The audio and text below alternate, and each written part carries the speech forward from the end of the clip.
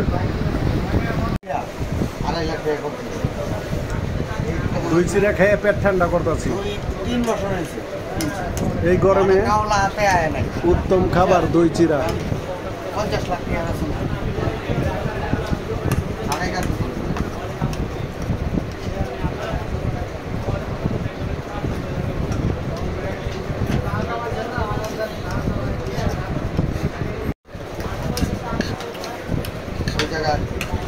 বাড়ির মনে হয় 8-10টা খেতে করে এই সাইডে দিয়ে আমি ওই জায়গাটা কিনছি না, ওইটা সাইডে দিয়ে একটা রুট গেছে, জায়গার দাম হয়ে গেছে।